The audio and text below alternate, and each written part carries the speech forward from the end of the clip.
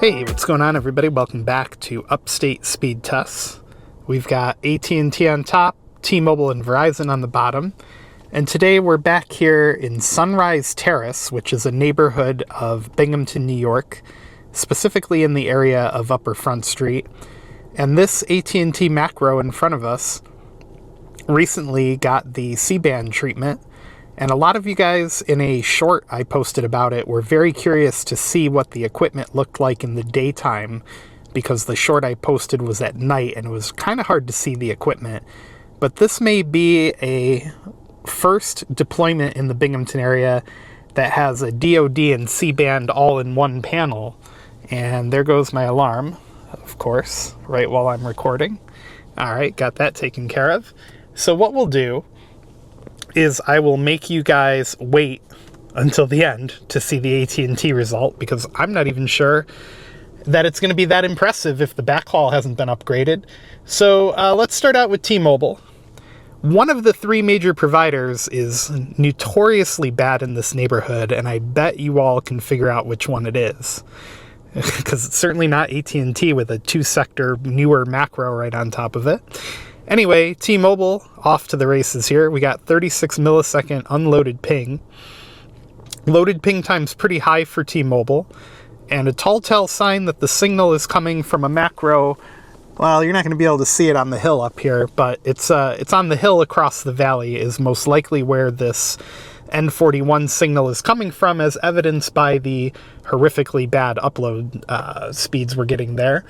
Let me pick one more. So actually, no, you know what? We'll do the Stenson app. CoverageMap.com test, of course, is what I mean by that. 35 millisecond unloaded ping, like we got in Ookla.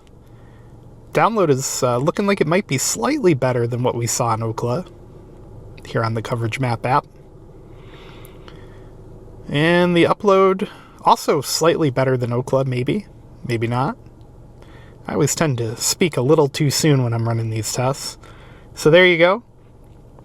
There is T-Mobile in two of the apps. And if you guys give me 1 second, I'm going to switch us over to Verizon using my nifty little shortcut here. Boom. And yeah, give me a minute. I'll reset everything. We'll come right back to today's video sponsor, Circled In.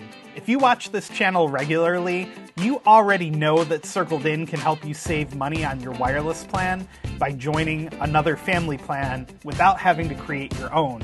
But what I thought I would do today is briefly show you guys some examples of just how much money you can save. Let's start out with Verizon Wireless. You can get the unlimited ultimate plan through Verizon with a single line for $90 a month or $100 a month without auto pay. On Circled In, you can join an existing circle and pay as little as $65 a month with the fees and plan costs included.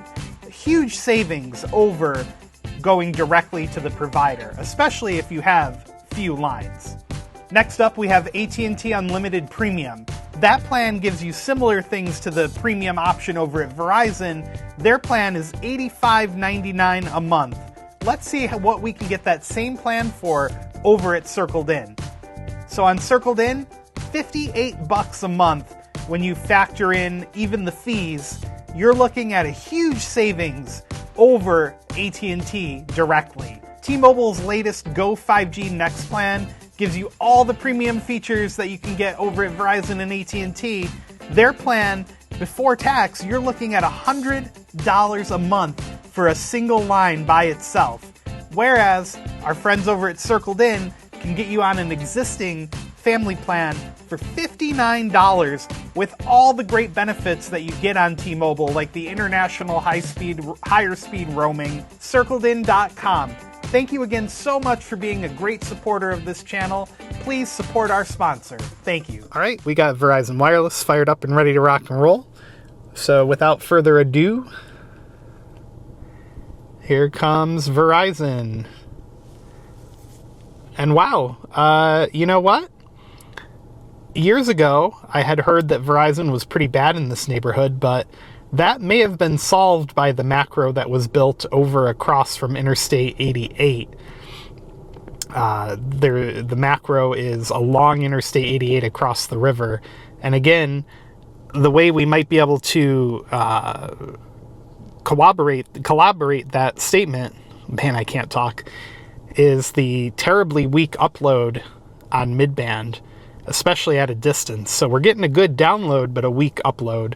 Let's do the CoverageMap.com app, just to give them a fair shot at it like we gave to T-Mobile. 58 millisecond unloaded ping. And the download is looking like it's going to be quite a bit worse on the Coverage Map app for this particular test. And here we go again with a very weak upload. So T-Mobile and Verizon evidently coming from across the river, as evidenced by the weak upload. Give me 1 second. We're going to switch over to AT&T, and we'll see what results we can get out of the brand new macro, or, well, newly deployed C-band on the new macro. It's like a couple years old. We'll be right back. All right, everybody. We got AT&T fired up and ready to go here on the brand new, well, newly deployed C-band on the newer macro. And that's interesting. We've slipped back to LTE all of a sudden. A minute or two ago, it was showing 5G plus, so I'm not quite sure what happened there. That's weird. 64 millisecond unloaded. Loaded ping time's really good, though, in the low 300s for AT&T, which is kind of unique for this area. Jitter at 6. And we're getting about 20 on the upload. So that tells me that either the C-band is not on or not well optimized, and the backhaul certainly is not upgraded, because there's no other nearby AT&T site that we could be drawing from. Tell you what, let's do this. Let's power cycle the modem.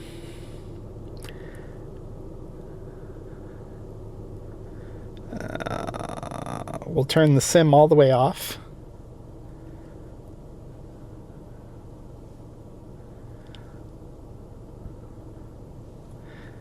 And we'll reset the app. All right, now we're showing 5G plus. Let's try that again. So 5G plus on AT&T with a 63 millisecond unloaded ping. And yep, we're going to top out right around 300 megabits per second, which again tells me that the backhaul for the site has not been properly upgraded yet.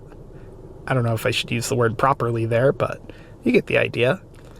Even lower on the loaded ping times for this round. 10 millisecond jitter, a little bit higher.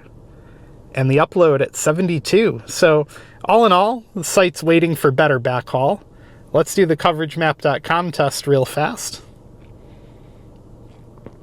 And we'll keep it the same as we did. Well, actually, this one's going to Buffalo. We'll try the Washington, D.C. server next.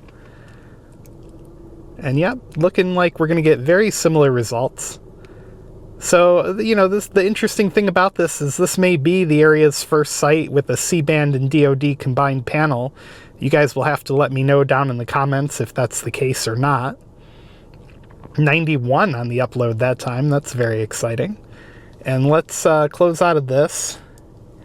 And we'll do the Washington, D.C. server. Sorry, I'm filming one-handed with a giant iPad, so if it's a little shaky, you'll have to live with it, I guess. But anyway, let me know down in the comments as well if you guys have any C-band and DOD combination panels for AT&T. And I apologize if the intro shots of this video don't get nearly as close to the tower as I would have liked, because the tower is in a jail complex, and I certainly wouldn't want to compromise the integrity of that facility at all. So here we go with the video test, fast.com. We got 240 megabits per second down. That finished suspiciously quickly. 53 millisecond unloaded, 153 loaded. And the upload on this test is actually it was breaking over 100 for a second there. So there you go, guys. There's all 3 providers here in Sunrise Terrace, which is a neighborhood in Binghamton near Upper Front Street. And again, checking out this brand new AT&T site. It's a couple of years old, 2 to 3 years old, with a newly deployed C-band and DOD panel, as the AT&T video test struggles to finish. There it goes. Be sure to give the video a thumbs up. We'll see you guys in the next one, and thanks for watching.